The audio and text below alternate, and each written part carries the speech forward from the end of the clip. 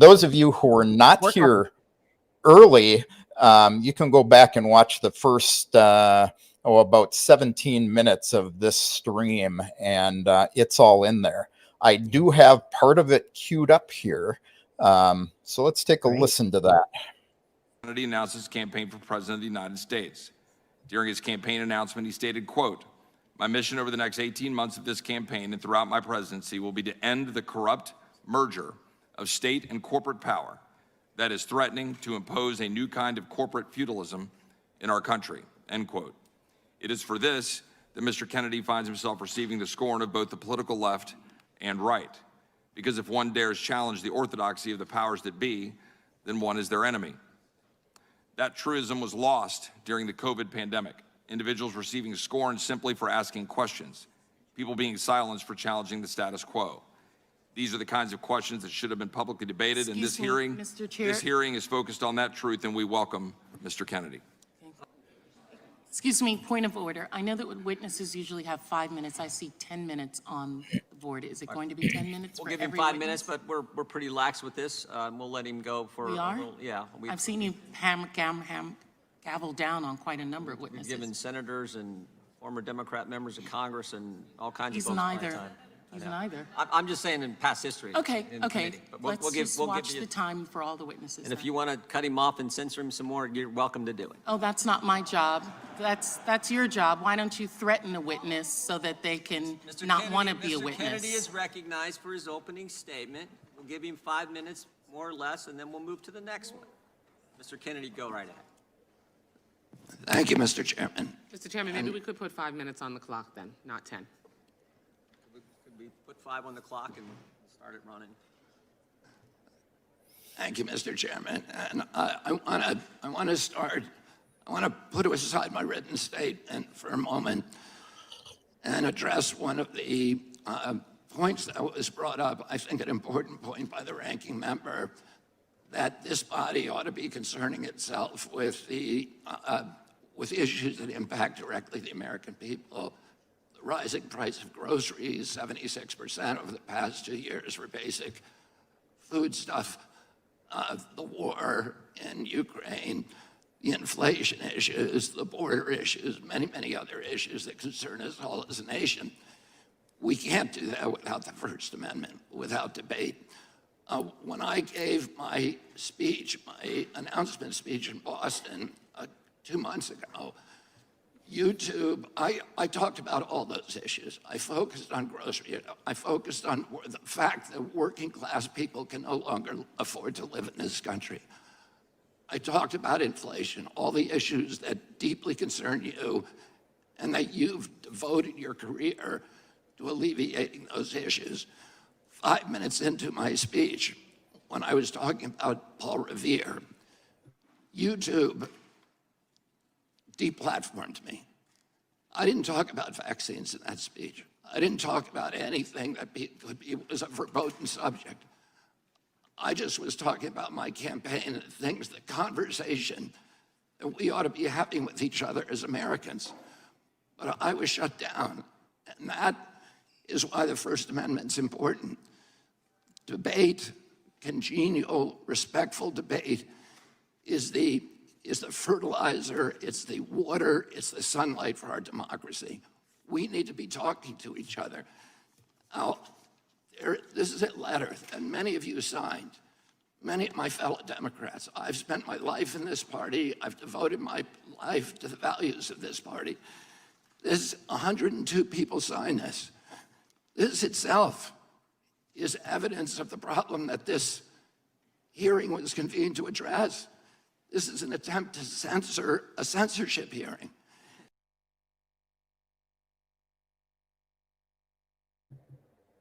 Yep. So we'll wait for Lori to come back here in a minute. Yeah, we're getting some good questions in the chat, and we will address those a little later. Or if we've lost Lori temporarily, I can go to that as well. Oh, you're here. Okay. Yeah, I just turned off my camera while we were watching his remarks. You know, I had a couple of observations on that. First of all, I don't know YouTube? where you found that particular camera angle, but it's interesting. It's different from the one I saw. I also Fox brought some News. clips, but was that from Fox News? That's from Fox News on YouTube. Oh, Yeah. very interesting. Because the camera, you notice, we never got to see Mr. Kennedy in the video that you're playing. We hear him, but the camera is trained on the faces of the Congress critters. And it's so Yeah. interesting to watch their response to him talking. You look over here where the Democrats sit, right? And a lot of them walked all- out of the room. They refused to even hear him out. They just left. The ones that stayed had this sour, scowl on their faces, and they just looked like they were being tortured having to listen to this guy. Then you look on the other side of the dais, and you look They're at the Republicans. smiling. Yeah. They're smiling. They're loving what he has to say. They're sitting there in rapt attention. And sometimes I would swear, especially Jim Jordan was, practically worshipful of this guy. And if I could read their minds, Kevin, I'm sitting there thinking, or they're thinking what I think they're thinking. I think they're thinking, how do I get out of endorsing Donald Trump? I really like this guy. Or DeSantis. How do I get out of endorsing DeSantis? I'm already committed to Trump or DeSantis, and the guy's in my own party. But if I could, I think I'd probably vote for Mr. Kennedy over here. I really sensed that. I've told you several times, Mr. Kennedy actually sounds more like a Republican than a Democrat. He does. He's in the wrong party. That's what I'm always saying. Yeah. He's in the wrong party. I picked that particular camera view because of those reactions. And if you watch the whole 30 minutes that I put on the beginning, it's over and over the same thing.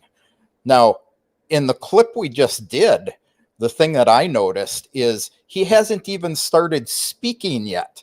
And they're already complaining about, only 5 minutes, put 5 minutes on the clock. They're arguing amongst themselves about, are we lenient, aren't we? And for those who actually watch these hearings, the Republicans are a bit hard on witnesses that are not speaking what they want to hear. So I will give the Democrats that. But the partisan bickering is just so ugly, and I hate to see that in Congress, where there is supposed to be and has traditionally had a level of decorum. That's out the window in recent years, and I hate to see that happening in our country. Yeah, I'd say about the last 10 or 12 years. Yeah, that's about right. Another thing that he pointed out, and I can confirm this because I should probably tell your viewers, full disclosure, I am a volunteer recruiter on the Kennedy 24 campaign. I'm actually working for the campaign. So I just wanted to let people know that I'm not totally unbiased here, okay? I do have a bias. He is my candidate, and I'm working very hard to try and get him elected. But Kevin, I've got my work cut out for me because he's running in the Democratic Party primary. My job is how the heck do I convince Democrats to vote for a guy whom they want to censor? And I can confirm, because I work with the campaign, what he said there was true. In his opening remarks, he talked about his announcement speech in Boston back on April 19th when he announced his candidacy. 5 minutes into that speech, we were live streaming it on the official Team Kennedy YouTube channel.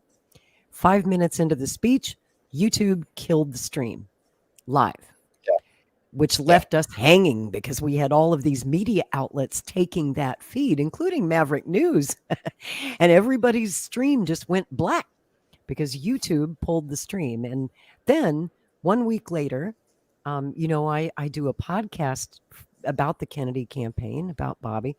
And the first episode, I uploaded it to YouTube. It was immediately pulled down, removed after 5 minutes. I hadn't even had it on my channel for 5 minutes. And you got a warning, didn't you? And I got a strike. They put it the first Yeah. time I'd ever had a strike on my channel ever. And I do a lot of controversial topics, but I've never had a strike until I started reporting on the Kennedy campaign. And then a week after that, they put you in YouTube jail for 7 days. You can't post, you can't upload, you can't go live. And then after I got out of my first 7-day sentence in jail, the very next day, I uploaded another video about Robert Kennedy, and immediately they took that one down, gave me a second strike for medical misinformation. And it's interesting because we weren't even talking about the vaccines in that particular show. It was just the mention of his name. If they see his name or his initials in the description, it gets flagged by the AI algorithm as medical misinformation. So that was my second strike. They demonetized my channel. They also demonetized Maverick News and all of our Maverick News channels, again, for our Kennedy reporting.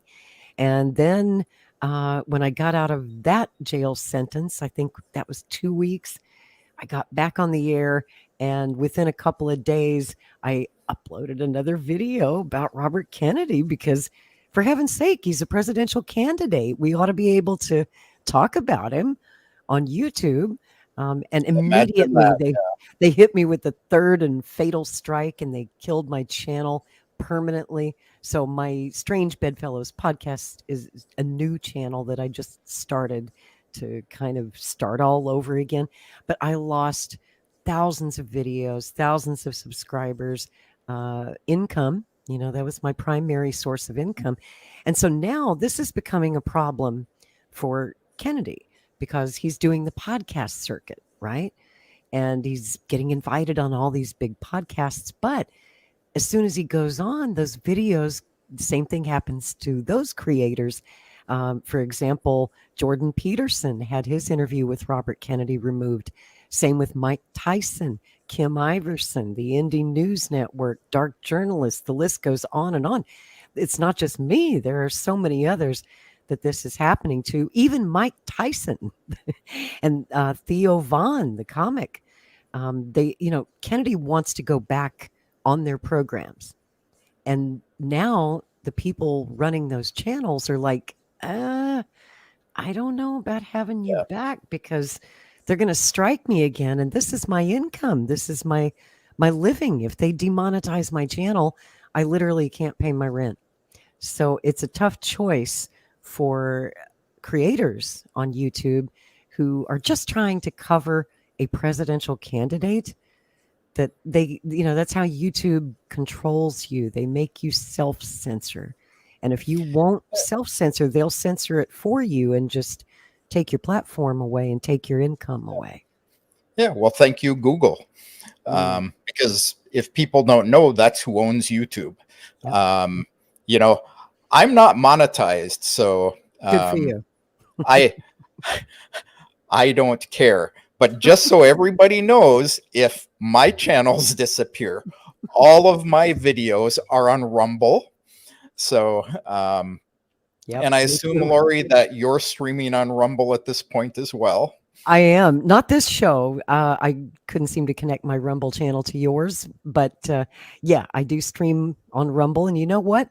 Maverick News and my channels, we have a much bigger audience on Rumble now than we ever had on YouTube. So that is great to see. I'm glad to see people are watching on non-censorship platforms. And so, yeah, these days I'm pretty much loving Twitter. I do a lot of Twitter spaces. There's no censorship there. Elon's been very kind. Throughout the whole pandemic and the censorship city that we've been living in, Twitter is the only platform that never censored me. I got kicked off of Facebook for my reporting on Russia. They did not like my reporting on Russia. They didn't like what I said about COVID either. And I got censored off YouTube. But Twitter, I've been on Twitter since 2016, and I've never once had a tweet taken down. And that's kind of amazing that they let me get away with the things I say on Twitter. But thankfully, a big shout out to Twitter. They've been very, very good to me. And, Speaking of Twitter Spaces, the other night I was on one of those huge Twitter Spaces that was hosted by Mario Nawfal. Had like 300,000 people listening on this Twitter Space, and of course they have a panel of people who are kind of talking about all these different subjects. The panel, you'd have representatives of the DeSantis camp, the Trump camp, the Biden camp. I was representing the Kennedy camp. Barely got a word in edgewise, Kevin, because the Republicans and the Democrats were just so busy fighting with each other, and it got ugly, and they're calling each other names. And you know who else was on that panel?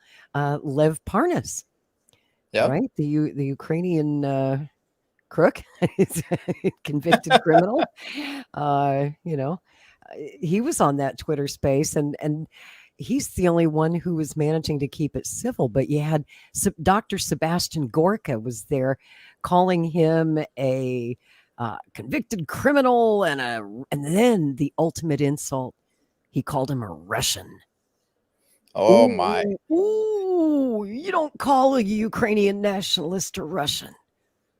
That's like the worst insult, right? Ever. And so then Lev got mad. And so it just turned into all this. And when it was finally my turn, I could barely get in a word in edgewise. They finally let me say something. And I said, it's all this bickering. This Twitter Space is a perfect example of why millions of Americans are going to vote for Robert Kennedy, because we're tired of the partisan back and forth, Republicans versus Democrats, and all the ugliness and the nastiness of it, and the lack of civil discourse. That's why we're voting for Kennedy. And everybody on that Twitter Space, just shut up. I killed it. I killed the party.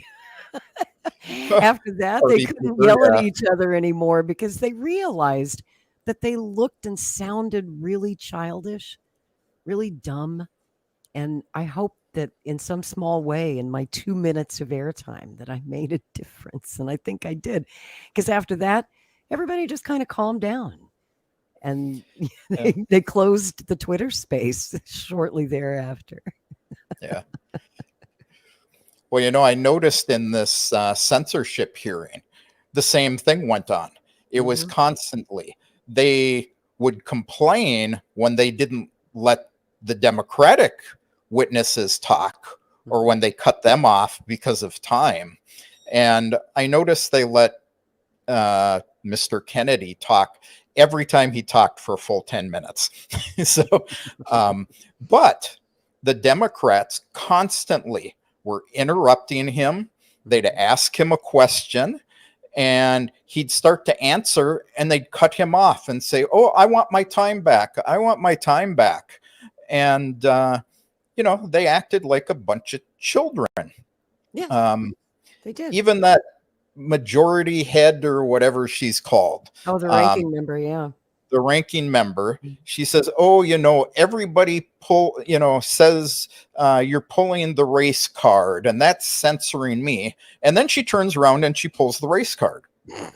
So, well, Mr. Kennedy, you talked about this about Black people and that, and the Chinese, and these are things he never talked about. No, that's not what was said. That's not, and thankfully, Representative Massey actually put what he did say and a copy of that study that he was quoting into the congressional record. In fact, I brought a clip about that. While you talk, I'm going to cue it up. Yeah, cue that up. Okay. So, they kept saying, "Show us this, show us that." And they actually, the Republicans did pull this information out. Tell us what poll said this. Tell us what document said that. They pulled this stuff up. They quoted it. So, it just takes a little research, people. When you hear things, go out and look for it. Since I'm speaking of that, and Lori's still queuing this up, I'm actually going to call out a Telegram channel that many people consider quite reliable, DD Geopolitics. And today they posted basically a lie that on Wikipedia, the Russian Wikipedia site had been edited at 11 p.m. last night before the strikes on Odessa, claiming that it had been edited to show that the Orthodox Church had been destroyed by the Russians. And in fact, I looked at that and it's like, that doesn't make sense. And I went out and I looked, and the Wikipedia site was edited when they said, but it wasn't that history. That was not actually added until about 3 a.m. this morning. So you really need to check into what you're seeing and hearing, even if you think it's a reliable source. Maria Butina said that to me. She says, don't believe anything I say, look for yourself. You ready, Absolutely. Lori? Yeah, I think I've got this queued up. Gentlelady yields back. The gentleman from North Dakota is recognized. Thank you, Mr. Chairman, and I'd like to yield my time to Representative Massey. I thank the gentleman from North Dakota. Wow, the irony and cognitive dissonance from the other side of the aisle, it's deafening. You could cut it with a knife. They are at the same time denying that censorship is occurring, but suggesting that there's more material that needs to be censored. This is a hearing on censorship that began with an effort, with a formal motion from the other side of the aisle to censor Mr. Kennedy. They do not want him to speak, yet that is the topic of this hearing. They have kept him from speaking. A collusion between the government and private organizations. Mr. Kennedy, in your opening statement, you introduced us to this word malinformation. Can you tell us more about this made-up word, what it means, and some of the things that you've said or tried to say that you've been censored for that's been characterized as malinformation? Yes, Congressman Massey, and if by your leave, I'd like to just respond very briefly to some of the, what I would call defamations that have been just applied to me by the ranking member. I'm happy to talk to you about my opinions on these issues. What you have stated and tried to associate me with through guilt by association is simply inaccurate. Virtually everything, every statement that you just made about me is inaccurate. I have never advised Black Americans not to receive vaccines. At one point you say I'm anti-vax, and that's a bad thing. The other moment you point out that all my children are vax. I'm fully compliant with the vaccine schedule myself, except for COVID. I took flu vaccines for 20 years straight. I have never been anti-vax. I have never told the public avoid vaccination. The only thing I've asked for, and my views are constantly misrepresented, so that the truth of what I believe is not, we're not allowed to have a conversation about that with the American people, which I believe vaccines should be tested with the same rigor as other medicines and medications. You tried to associate me a moment ago with the replacement theory, which is racist. No, I did not say you Time had the belongs to the replacement gentleman theory. from I the said my Kentucky. colleagues. Time belongs to the gentleman from I Kentucky. denounce that theory. It is racist, and I have never endorsed it or had any association with it. Our film on a medical, by the way, medical apartheid? Bill Buxton, who is the Black CDC official who ultimately exposed the Tuskegee experiment, tried for years and years to appeal to CDC to stop it for 40 years. Finally, he got relief by walking into my uncle's office in the building next door. He held hearings and ended the experiment. I remember that very well. And to say that I created a film that encourages Blacks not to get adequate medical care is just completely abhorrent. Don't misuse my words. It's the witness's time. Do not censor the witness. I'm not censoring the witness. I'm not censoring the witness. He's still talking. It's I don't my have the time, and I've ability to given it to censor. the witness. Do not censor him. I'm not censoring him. If the views that you and others have applied to me, I've attributed to me, if they were actually true, I can see why I shouldn't be able to testify here today. Those are not true. These are defamations and malignancies that are used to censor me, to prevent people from listening to the actual things that I'm saying. And I think, ranking member, that we should have a real conversation rather than an exchange of ad hominem attacks. And answer very quickly to your question, the term malinformation was coined to describe information that Facebook and Twitter and the other social media sites understood was true, but that the White House and other federal agencies wanted censored anyway for political reasons because it challenged official orthodoxies. I'll give you one example. I was included in a group called the Disinformation Dozen. And Facebook and others were asked to censor us, which they did. And by the way, my Heck Aaron post, it was taken down. My whole Instagram account with 900,000 people was taken down because of that.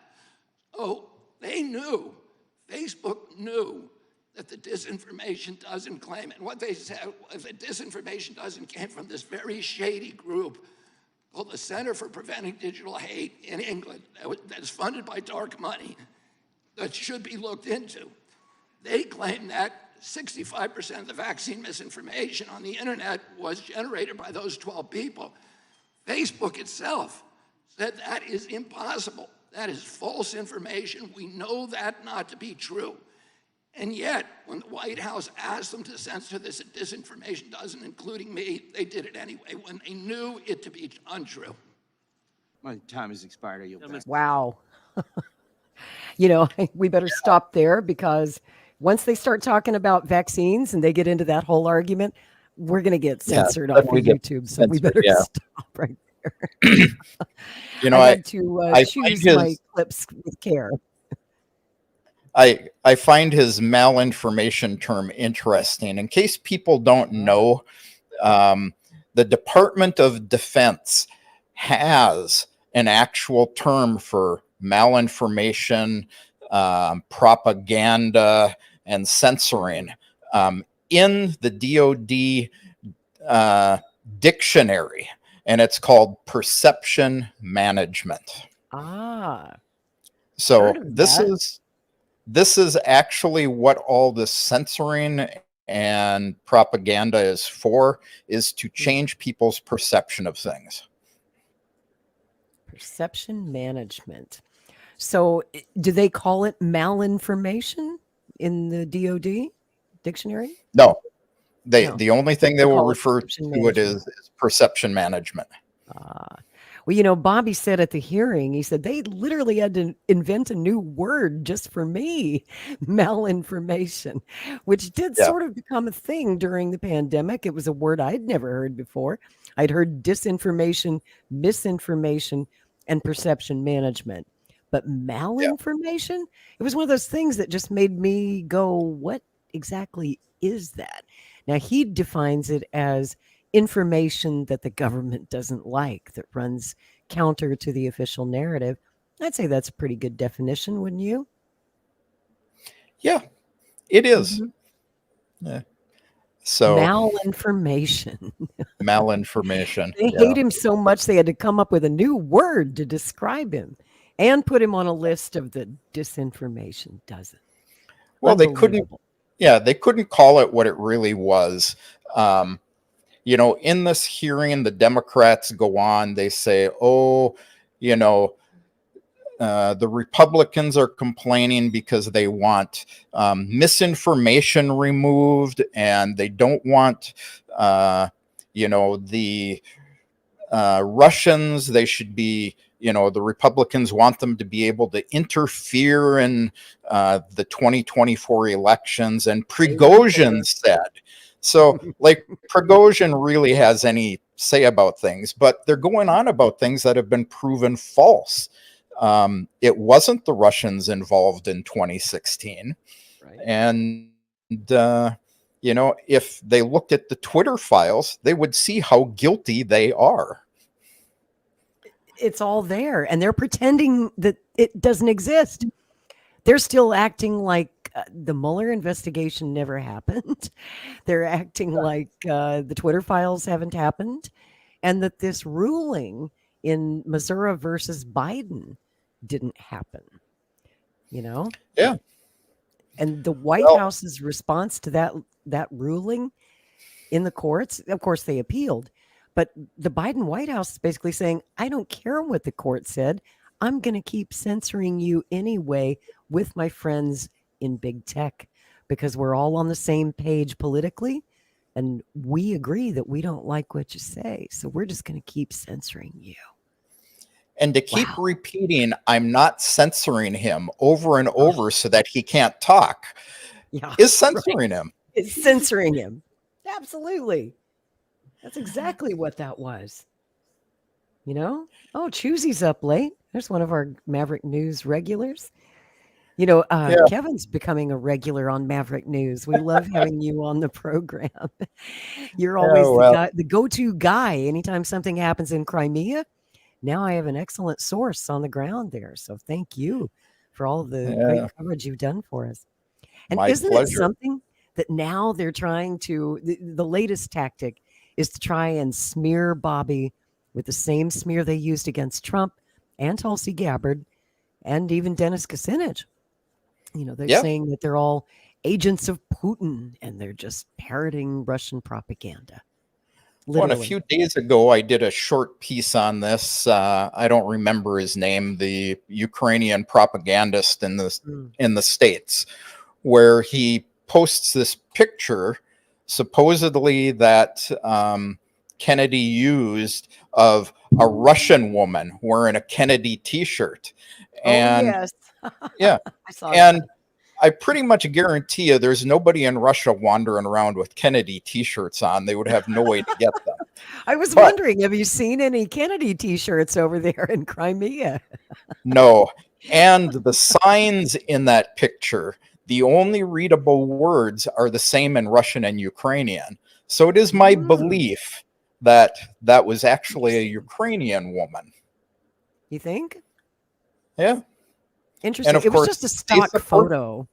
Yeah, it's a it's stock probably a photo. stock photo. Yeah. Yeah, I can And tell you for sure that it was the campaign staff made a goof. They were designing some photos for merchandise advertising, and somebody apparently didn't look closely at the signs in the background and think about the political implications of that. So they tweeted out that photo through Mr. Kennedy's official account and had to quickly delete it because it got people out there. The internet sleuths said, "Hey, what the hell? Why do you have Russian language on your official merchandise?" It was an yeah, awkward goof, I must admit, and it didn't help.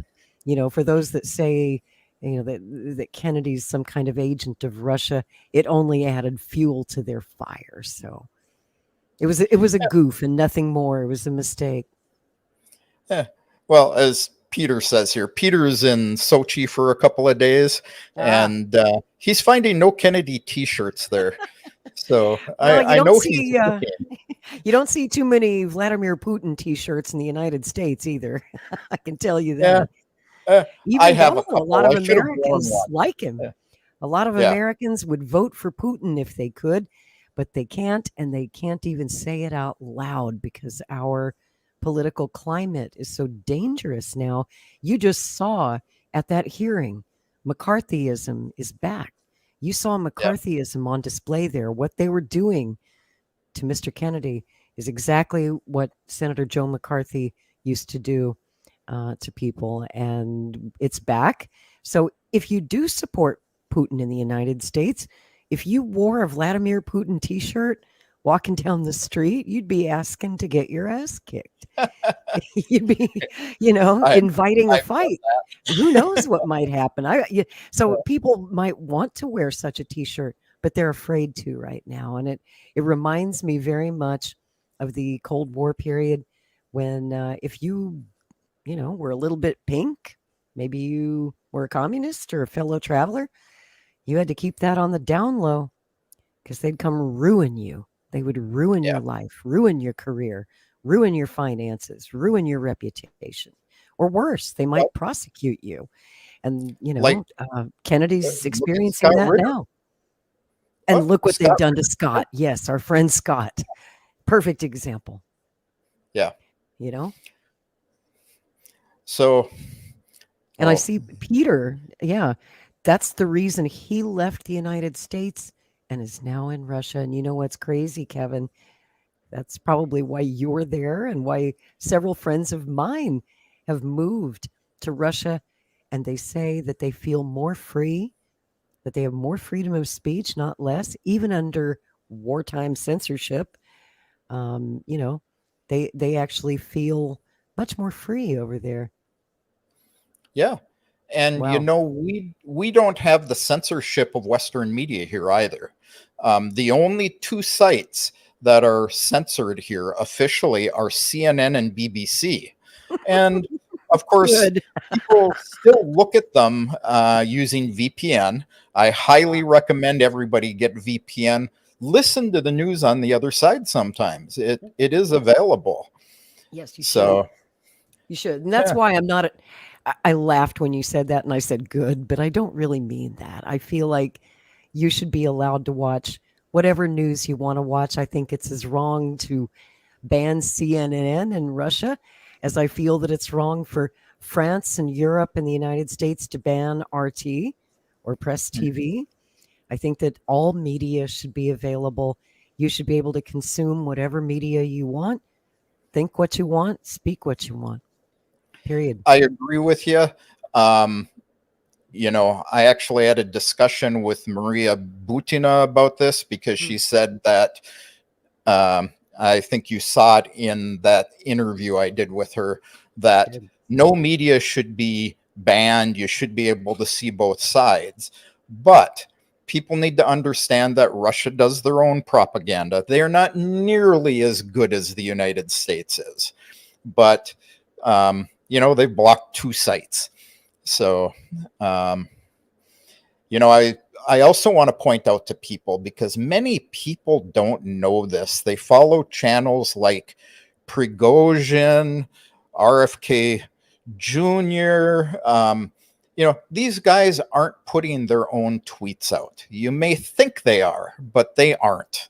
So, do your research.